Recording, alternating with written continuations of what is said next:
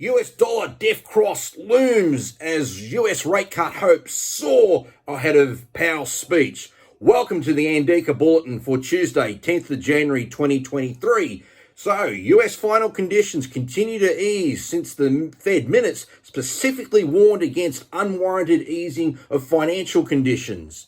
The San Francisco Fed started the ball rolling overnight, noting that getting inflation down to 2% won't be completed this year, suggesting that it will be a 5% terminal rate and hinting at the Fed's constant narrative of no cuts this year, despite the market's anticipation of becoming more and more dovish.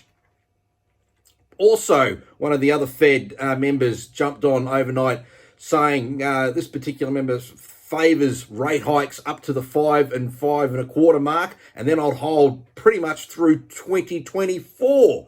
Here's a quote: "We're just going to have to hold our resolve," one Fed official said. Asked by the moderator how long he saw rates staying above 5%, 3 words: a long time. "I'm not a pivot guy. I think we should pause and hold there and let the policy do the work." But the market, just continues to ignore the jawboning.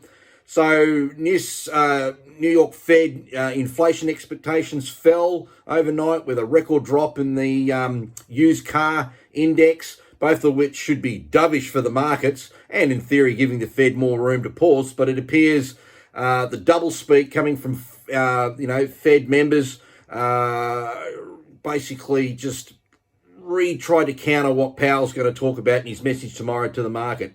US stocks just straight up ignored the Fed speak and extended the soft landing narrative and easing financial conditions significantly. Sure, the Dow fell at the end of the close, down about 112 points, and the S&P was essentially flat, down 3, but the Nasdaq did finish up 66. So the markets are just saying, nah, we don't have that. We're dovish, we're coming back. But it doesn't seem to be that case is happening at all. Finally, despite all the jawboning, financial conditions are really dovish, decoupling from the terminal rate expectations and Fed expectations as seen by this particular chart. And Powell, he ain't going to be too happy about all this because he's already said that the markets need to get in tune with what's happening. And keep in mind, Fed reserves suggest US equity market has some catching down to do, as depicted in this particular chart. And you can see here just how much the US equity market's got to catch up to in terms of with the US Federal Reserve, because you can see over the last nearly 3 years how correlated it's been.